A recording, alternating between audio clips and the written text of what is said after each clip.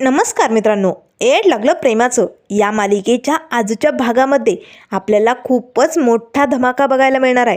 कारण आता विशाल भोसलेचा सगळा भूतकाळ आज आपल्यासमोर उघड झालेला असतो. राया हा कोण असतो, त्याने हे सगळं का केलं, या सगळ्या प्रश्नांची उत्तरं उघड झालेली आपल्याला बघायला मिळणार आहे. तर इथे जिजीची अंत्ययात्रा निघालेली असते. सगळेजण आता स्मशानभूमीकडे जिजीला घेऊन राम नाम सत्य असे म्हणतच आता निघालेले असतानाच मंजिरी मात्र रडतच आता जिजीकडे बघत असते. त्याच वेळेस आता तेवढ्यात लगेच हॉस्पिटलमधनं धावत पळत राया आलेला असतो. राया पटकन एका झाडाआड लपतो आणि आपल्या जिजीकडे डोळे भरून बघू लागतो. त्याच वेळेस रायाचं लक्ष आपल्या मिसफायरकडे जातं. मिसफायरची अवस्था बघताच राया मात्र तुटून पडतो, कारण मिसफायर खूपच खसून गेलेली असते.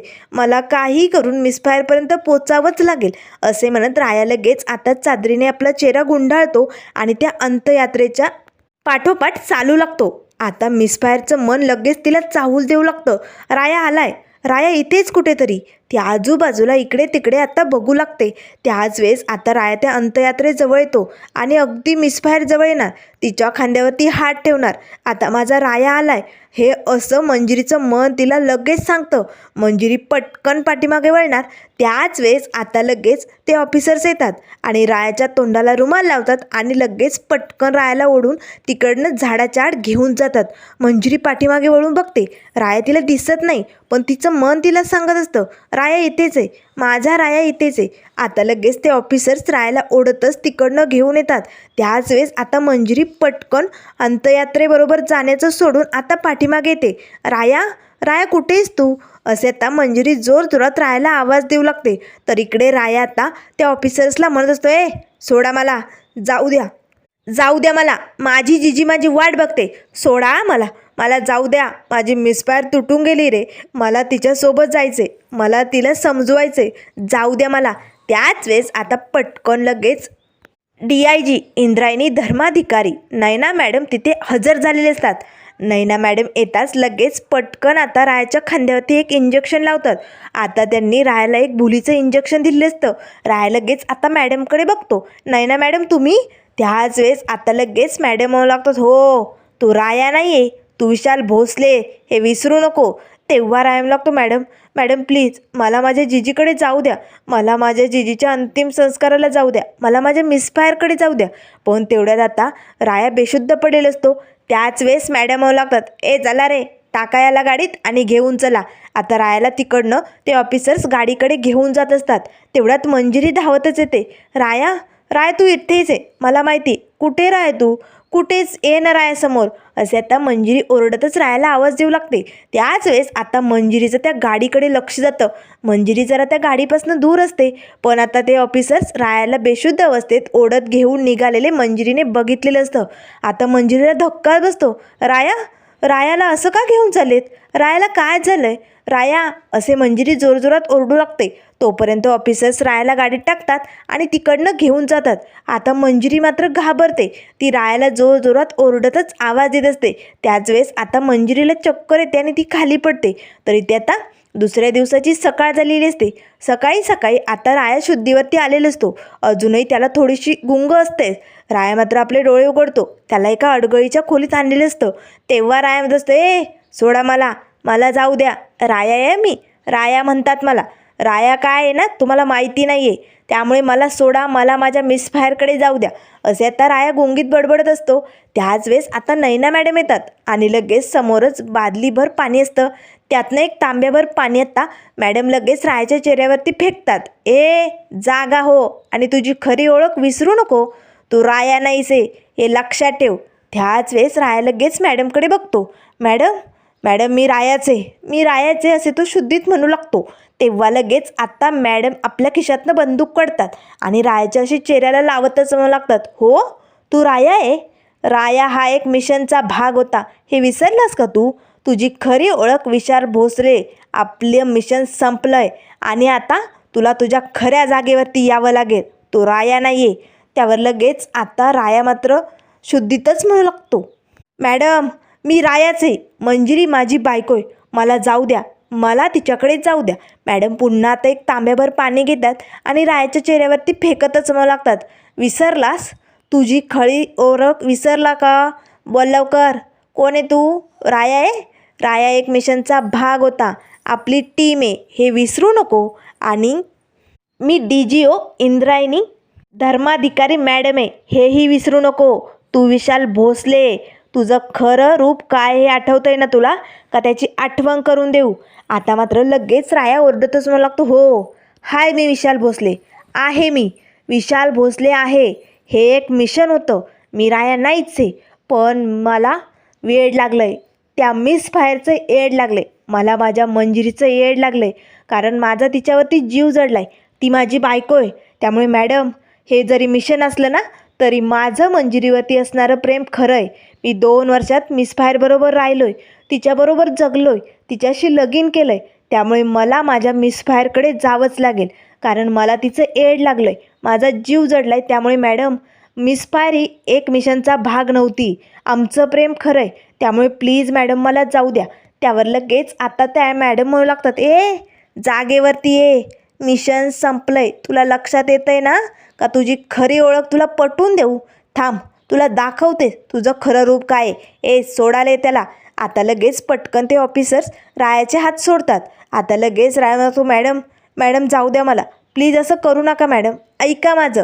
त्याच वेळेस मॅडम म्हणू लागतात, चल आता तुला तुझं खरं रूप कसं आठवत नाही ना ते मी बघतेच. असे म्हणत आता लगेच मॅडम रायाला त्या खुर्चीवरनं थोड्याशा अंतरावरती पुढे घेऊन येतात. तिथे आता एक असं दोरखंड लटकवलेलं असतं, जणू एखाद्याला फास द्यायचा आहे. आता मात्र फाशीची सगळी तयारी झालेली असते.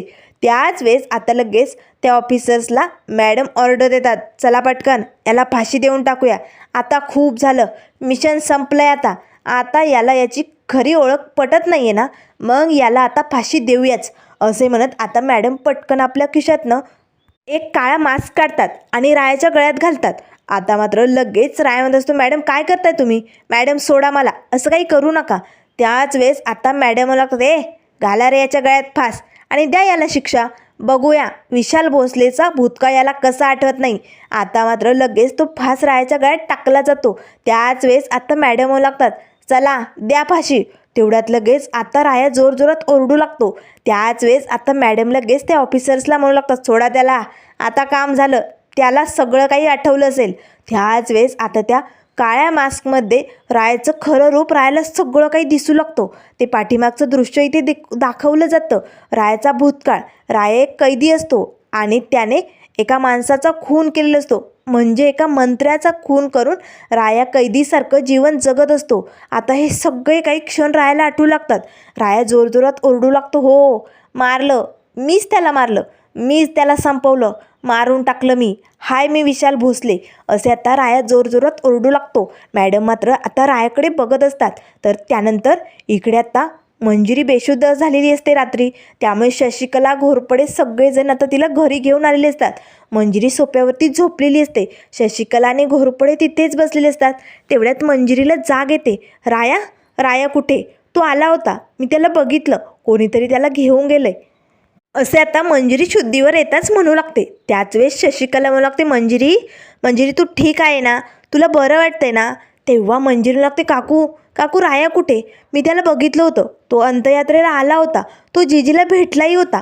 त्याच वेळेस आता लगेच शशिकला म्हणू लागते, मंजिरी, मंजिरी शांत हो, असं काहीही झालेलं नाही आहे, तुझा राया आला नव्हता मंजिरी, तुला भात झाला असेल. त्यावर मंजिरी लागते, नाही काकू, मी माझ्या डोळ्यांनी रायाला बघितलंय, ती लोक रायाला गाडीत बसून घेऊन गेली, ती का घेऊन गेली असतील रायाला? तेव्हा घोरपडे म्हणू लागतो, मंजिरी, मंजिरी शांत हो, तुला भास होत असेल, राया नव्हता आला. त्याच वेळेस मंजिरी लागते, नाही जय, मी खरंच बघितलं, राया आला होता, मला माहिती आहे तो आला होता. त्याच वेळेस आता लगेच गावातील सरपंच आणि काही लोक येतात. तेव्हा लगेच आता रायाला जे काका भेटलेले असतात ना, ते लगेच आता मंजिरीला म्हणू लागतात, हो मंजिरी, तू खरं बोलते, राया आला होता, तो मलाही भेटला होता. आता घोरपडे शशिकलाला धक्काच बसतो. त्यावर लगेच आता मंजिरी त्या काकांजवळ येते, काका खरंच तुम्ही बघितलं ना रायाला? सांगा ना, तो भेटला होता का तुम्हाला? त्यावर ते काका म्हणू लागतात, हो राया सगळ्यात आधी घरी आला होता. पोलीस त्याला शोधत होते, त्यामुळे लपतछपत तो घरापर्यंत पोचला होता. पण मीच त्याला सांगितलं की लवकरात लवकर तू हॉस्पिटलला जा. जिजीला तिकडेच हॉस्पिटलमध्ये ठेवलं गेले. जोपर्यंत तुझी भेट होत नाही तोपर्यंत जिजीला घरी आणलं जाणार नाही असं मी त्याला कळवलं आणि तो जिजीला भेटण्यासाठी तिकडं निघून गेला. तेव्हा मंजिरी म्हणू लागते, हो म्हणजे राया जिजीला भेटला, तो आला होता. मी म्हटले होते ना, मी बघितलंय त्याला, कोणीतरी त्याला घेऊन गेलंय, तो मोठ्या संकटात अडकलाय. त्याच वेळेस आता लगेच गावातील सरपंच म्हणू लागतात, काय चाललंय आपल्या गावात, हे सगळं काय चालू आहे? एखाद्याची दृष्ट लागल्यासारखं झालंय सगळं. आधी तो मिहीर आला, त्यानंतर त्याने त्या प्लेट्स गायब केल्याचं कळवलं, त्यानंतर तो मिहीरही संपला. हे सगळं विपरीत घडलं कुठे? नाहीतर रायाला किडनॅप केलं गेलं. रायाबरोबर काय झालंय, काय चालू हे आपल्याला काहीच माहिती नाही. नक्कीच असं वाटतंय की कधीही कुठेही काही होऊ शकतं. असं गावात भीतीचं वातावरण निर्माण झालंय. काय करावं ना काही सुचत नाही. त्याच वेळेस शशिकला म्हणू लागते, ओ सरपंच, तुम्हाला नेमकं काय बोलायचं आहे ते स्पष्ट बोला, कोड्यात बोलू नका. काय म्हणायचं असेल ते सांगून टाका. त्यावर लगेच सरपंच म्हणू लागतात, हे बघा शशिकला काकू, आता आम्हाला जे काही बोलायचं ते मी स्पष्टच बोलतो. या बघा, यावरनं असं वाटतं की आपलं गाव संकटात आहे. कधीही कुणासोबत काही होऊ शकतं. म्हणून हा विषय आता घरचा राहिलेला नाही आहे. आपण या विषयाला आता पंचायतीत घ्यायला पाहिजे, पंचायत भरवायला पाहिजे आणि मग काय योग्य तो निर्णय घ्यायला पाहिजे. त्यावर शशिकला म्हणू लागते, सरपंच अहो काय बोलताय तुम्ही? वेळ कोणती, बोलणं कोणतं? अहो आमच्या घरात एवढं दुःख आलं आहे आणि तुम्ही इथे पंचायत भरवायची बघताय. हे सगळं बोलायचं असेल ना तर बाहेर निघा आमच्या घरातनं.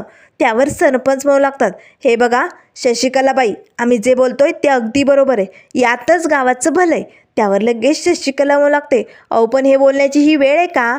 त्यावर लगेच ते काका म्हणू लागतात, शशिकला काकू, सरपंचांचं म्हणणं अगदी पटतंय आम्हाला. हे बघा, गावाच्या भल्यासाठी पंचायतीत निर्णय घ्यावेच लागतील. पंचायत ठरवेल नेमकं पुढे काय करायचं, रायाबरोबर काय झालं हे सगळं करायला पाहिजे की नाही. मग त्यावर लगेच आता शशिकला म्हणू लागते, तुम्हाला पंचायत भरायची ना, मग निघा आमच्या घरातनं चालते वा. आता सरपंच आणि ती गावातील लोक तिकडनं निघून जातात. तेव्हा लगेच मंजिरीला मात्र आणखीन मोठं टेन्शन आलेलं असतं. रायाबरोबर काय झालं असेल? गावातील लोकही ऐकायला तयार नाही. पंचायत भरवायची म्हणतायत, काय करावं? जय काकू, आपल्याला रायाला शोधावं लागेल. तो मोठ्या संकटात अडकलाय. काही करून आपल्याला त्याला या सगळ्यातनं बाहेर काढावं लागेल. चल पटकन आपण त्याला शोधायला जाऊया. असे म्हणत आता घाईतच मंजिरी निघालेली असते. त्याच वेळेस घोरपडे तिचा हात पकडतो. मंजिरी थांब, हे बघ तुझी तब्येत बरी नाही आणि राय जर इथे आला असेल तर त्याला शोधण्याचं काम मी करतो. मी त्याला शोधून घरी आणतो. त्यावर शशिकला म्हणू लागते, हो कसं शोधणार आहे तू त्याला? त्यावर घोरपडे म्हणू लागतो, माझी माणसं मी कामाला लावतो. त्यावर शशिकला म्हणू लागते, तू काय पोलीस आहे का? आता तू पोलीस राहिला नाही हे विसरू नको. त्यावर घोरपडे म्हणू लागतो, शशिकला, मी जरी आता पोलीस खात्यात नसलो तरी मला सगळं डिपार्टमेंटचं सगळं काम माहिती. मी लवकरात लवकर रायाचा शोध घेतो. मंजिरी तू टेन्शन घेऊ नको. असे म्हणत घोरपडे आता रायाच्या शोधात निघालेला असतो. त्याच वेळेस आता फासावरती लटकवलेला रायाला विशाल भोसलेचा सगळा भूतकाळ आपल्या डोळ्यासमोर दिसू लागतो. राया पटकन आपल्या डोक्यात जे मास्क घातलेलं असतं ना ते काढून फेकतो आणि जोरात ओरडत म्हणू लागतो, हो विशाल भोसले, मी संपवलं त्याला, मी मारून टाकलं. तुम्हाला द्यायची ना मला फाशी, देऊन टाका. त्याच वेळेस आता त्या मॅडम म्हणू लागतात, आठवलं ना, सगळं काही आठवलं ना? मग आठवेल, हळूहळू तुला सगळं आठवेल. अरे तू कुठल्या जेलमध्ये होता, एखाद्या कैद्यासारखा जीवन जगत होता, हे सगळं आठवतंय ना? म्हणूनच आम्ही तुला या रेस्क्यू टीममध्ये या मिशनसाठी सहभागी केलं आणि राया बनून 2 वर्षापूर्वी तुला पंढरपुरात पाठवलं गेलं आणि तू तर तिकडे जाऊन मिशन विसरलास आणि तिकडच्या नात्यात अगदी रंगून गेला. स्वतःचं कुटुंब निर्माण केलं, बायको बनवली, लग्न केलं आणि मिशनचं काय झालं? अरे मला वाटलं होतं तू या संधीचं सोनं करशील आणि या देशासाठी काहीतरी करून दाखवशील, पण तू तर तुझ्या या आयुष्यात रंगून गेला. पण तू विसरू नको, तू विशाल भोसले, ती मंजिरी तुझी कोणीच लागत नाही, ती तुझी बायको नाहीच आहे. हे मिशन संपलंय आणि आता तुझी खरी ओळख झाली ना तुला. त्याच वेळेस आता रायम लागतो, हाय मी विशाल भोसले, पण मॅडम मला एड लागलं हो, माझ्या मिसफायरचं, तिच्या प्रेमाचं एड लागलं, त्यामुळे मला जाऊ द्या. तेव्हा लगेच आता त्या मॅडम लागतात, तू त्या मंत्र्याला मारलं ते सगळं कशासाठी केलं आहे हे आठवतं आहे ना? का अजून तुला काही आठवून देऊ? आठव, सगळं काही आठवेल. आता तुझी ओळख आठवली ना, याचा अर्थ पुढचा भूतकाळही तुला सगळं आठवेल. आठव, डोळ्यासमोर आण. असे आता धमकी देतच नैना मॅडम रायावरती ओरडत असतात. तर इकडे आता घोरपडे मात्र एका पोलीस स्टेशनमध्ये आलेले असतो. आता तिथे सगळ्या काही एका रूममध्ये फाईल्स ठेवलेले असतात. तेव्हा घोरपडे आता त्या हवालदारांना म्हणू लागतो, हे बघा, मला रायाविषयी लवकरात लवकर माहिती मिळवायची. रायाबरोबर काय झालं, त्याला कोण घेऊन गेलं, नेमकं त्याची खरी ओळख काय, तो कधी इकडे आला, त्याचं सगळं रेकॉर्ड हवं आहे मला. त्याच्यावरती पहिला गुन्हा कुठला झाला होता, काय केलं होतं, तो अण्णाबरोबर कधीपासून होता, या सगळ्याची माहिती मला हवी. त्यावरच आपल्याला रायाचा पत्ता लागू शकतो. त्यामुळे प्लीज तुम्ही माझी मदत कराल. तेव्हा ते हवालदार म्हणू लागतात, ठीक आहे, मी तुमची मदत करतो. आता लगेच घोरपडे आणि ते हवालदार त्या फाईली चेक करू लागतात. त्याच वेळेस आता हवालदारला एक फाईल सापडलेली असते. त्यात लगेच आता रायाबद्दल माहिती असते. हवालदार लगेच आता घोरपडेला म्हणू लागतो, सर हे बघा, यात रायाविषयी माहिती आहे, पण 2 वर्षापासूनच, त्याआधी रायाचं कुठलंही रेकॉर्ड नाही आहे. तेव्हा लगेच घोरपडेला धक्का बसतो. घोरपडे ती फाईल हातात घेतो आणि बघू लागतो. तर 2 वर्षापासूनच राया पंढरपुरात आलेला असतो. त्याआधीची त्याची काही ओळख दिसत नाही. तेव्हा लगेच घोरपडे मनाशीच म्हणू लागतो, काय, राया 2 वर्षापूर्वी या गावात आलाय? नाही नाही नाही, हे कसं शक्य आहे? अजून आपल्याला रायाविषयी माहिती बघावी लागेल. नेमकं हे सगळं प्रकरण काय आहे, रायाची खरी ओळख काय आहे, असा डाऊट आता घोरपडेला आलेला असतो. घोरपडे अजून फाईली उचकू लागतो. आता तेवढ्यात लगेच हवालदारला अजून एक फाईल सापडलेली असते. त्यात रायाचा फोटो असतो. त्याच वेळेस आता लगेच घोरपडे म्हणू लागतो, काय सापडलंय, बघू बघू दे. तेव्हा तो हवालदार म्हणू लागतो, हे बघा साहेब, ही रायाची ओळख. हे बघा, 2 वर्षापूर्वी रायाला फाशीची शिक्षा सुनावली गेली होती. राया येरवडे जेलमध्ये कैदी म्हणून जगत होता. आता मात्र हे ऐकताच घोरपडेला धक्का बसतो. तेव्हा लगेच घोरपडे मनाशीच म्हणू लागतो, येरवडे जेल, राया या जेलमध्ये का होता, याने कुणाला मारलं असेल आणि राया तिकडे का गेला असेल, हे सगळं काय आहे? नाही नाही नाही, मला लगेच माहिती काढावी लागेल. असे म्हणत घोरपडे पटकन आपला मोबाईल काढतो. आता तो पोलीस खात्यात असल्यामुळे त्याची सगळीकडे ओळख असते. तो पटकन आपल्या एका पोलीस मित्राला कॉल करतो, हे बघा, मला ना माझ्या एका मित्राची ओळख हवी होती, म्हणजे तो तिकडे ना जेलमध्ये होता. मी तुम्हाला फोटो पाठवतो, त्याचं नाव राया आहे. तिकडे असा कोणी राया नावाचा व्यक्ती जेलमध्ये होता का 2 वर्षापूर्वी? प्लीज मला सांगा. तेवढं मित्रा सांगशील ना? त्यावर घोरपडेचा मित्र म्हणू लागतो, नक्कीच, तुम्हाला फोटो पाठव, मी सांगतो तुला. आता घोरपडेने फोटो पाठवलेला असतो खरा, पण घोरपडेचंही टेन्शन वाढलेलं असतं. कारण नेमकं रायाची ओळख काय, तो तिकडे येरवडे जेलमध्ये का असेल 2 वर्षापूर्वी, आणि 2 वर्षापूर्वीच तो पंढरपुरामध्ये आलाय, हे सगळं आता सत्य घोरपडेसमोर यायला सुरुवात झालेली असते. तर इकडे आता डिफिकल्ट आणि डंकी ऑफिसर्स बनून आता रायासमोर येऊन उभी राहतात. त्याच वेळेस आत्ता लगेच इंद्रायणी धर्माधिकारी मॅडम रायाला म्हणू लागतात, ए विशाल भोसले, बघतोय ना, हे साधे सुधे ऑफिसर्स नाही आहे, क्राईम रेस्क्यू टीमचे ऑफिसर्स आहे. आणि आपल्या टीमचं काम काय असतं माहिती? Secret mission. आपलं मिशन सुरू करायचं, त्याबद्दल कुणालाही काही कल्पना नसते. ते मिशन पूर्ण करायचं आणि तिथल्या गावातील तिथल्या लोकांशी आपला काही संबंध नसतो. आणि तू काय केलं? तू तर तिथे जाऊन लग्न केलं, नातं उभं केलं आणि तेच नातं धरून चाललाय. अजूनही तू राया समजतोय स्वतःला, ही मोठी चूक करतोय. आता राया लगेच डिफिकल्ट डंकीकडे बघू लागतो. त्याच वेळेस आता लगेच मॅडम म्हणू लागतात, दिसतंय ना, समोर चित्र जे दिसतंय ते आठवतंय ना? अरे मी तुला या मिशनमध्ये आणलं होतं का, तुला माहिती? कारण तुला फाशी होत होती, आठवतंय ना? तुला फाशी देण्याची वेळ झाली होती, पण मी तुला त्या जेलमधनं बाहेर काढलं आणि या मिशनचा भाग बनवलं. कारण राया, तू राया नाही आहे, विशाल भोसले. आणि विशाल भोसले, तू खराखुरा होता, हे मी तुझ्या डोळ्यात बघताच ओळखलं होतं. कारण तू त्या माणसाचा खून केला नाही, तुला अडकवलं गेलं हे मला कळालं होतं, पण तरीही तुला फाशीची शिक्षा सुनावली गेली होती. कारण तो एक मंत्री होता, पण मी तुला वाचवलं कारण तुझ्या डोळ्यात मला खरेपणा दिसला होता. तू एक देशभक्त होता, या देशासाठी तू काहीही करू शकला असता. आणि तुझ्यात ती सक्षमता होती, ती ताकद होती, आणि तीच मी बघितली. आणि या रेस्क्यू टीममध्ये तुला मिशनसाठी मी सहभागी करून घेतलं आणि म्हणूनच तुला मी रायाची ओळख दिली. आणि त्यावेळेस मी तुझ्याकडनं सगळं कबूल करून घेतलं आहे, लिहून घेतलं, हे विसरलास का? हे मिशन संपल्यानंतर तुला तुझ्या खऱ्या जागेवरती यायचं आहे, विशाल भोसले. आणि तसं तू कबूलही केलं होतं, त्यामुळे रायाचं जीवन संपलं आहे. आता तुझी खरी ओळख नीट लक्षात ठेव. त्याच वेळेस आता लगेच राया मॅडमकडे बघू लागतो. तेव्हा त्या मॅडम म्हणू लागतात, आठवलं आहे की नाही? का अजूनही आठवून देऊ तुला काही? सांग लवकर, बोल. आता तरी मंजिरीला विसरशील ना? सांग लवकर. या संधीचं सोनं करायचं सोडून तिकडे नाती बांधत बसला. जमणार नाही ते. आता आम्ही तुला कधीही त्या गावात जाऊ देणार नाही, कारण हे मिशन संपलं आहे. आणि आपलं मिशन कसं असतंय तुला माहिती आहे ना? ते सिक्रेट असतंय. आणि हे मिशन सुरू का केलं होतं? जेव्हा तुला फाशी व्हायची होती तेव्हाच या मिहीरने पैसे छापण्याच्या प्लेट्स पळवल्या होत्या.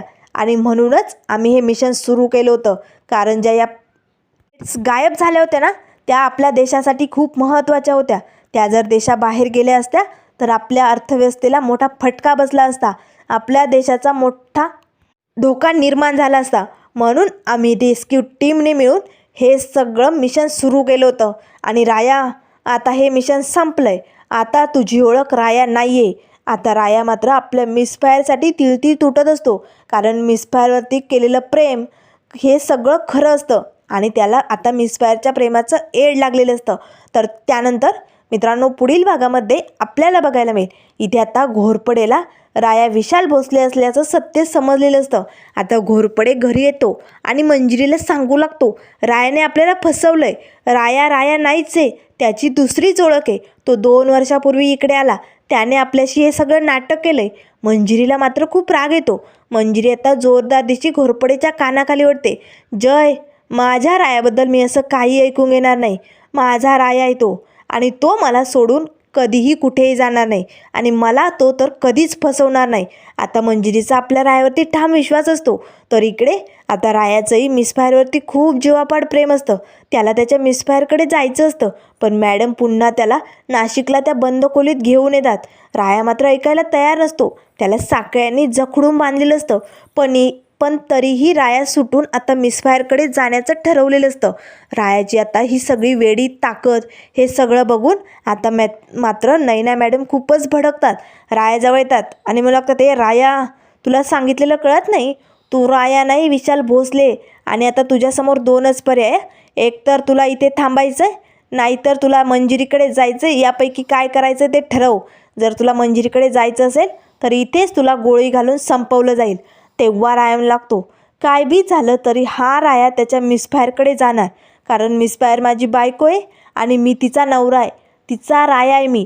त्यामुळे मला मिसफायरपर्यंत पोचायला कोणीही थांबू शकत नाही. त्याच वेळेस आता मॅडम लगेच बंदूक रायावरती रोखतात आणि गोळी चालवतात. आता मॅडम रायाला गोळी मारणार का? इकडे मिसफायर रायाची वाट बघत असते. आता मात्र सगळ्या संकटांचा सामोरा करून आता राया मात्र आपल्या मिसफायरकडे येणार का? पुढे काय होणार हे आपल्याला लवकरच कळेल. त्यामुळे मित्रांनो, अशाच मालिकेंच्या अपडेट पाहण्यासाठी चॅनलला लाईक करा, सबस्क्राईब करा. व्हिडिओ पाहिल्याबद्दल धन्यवाद.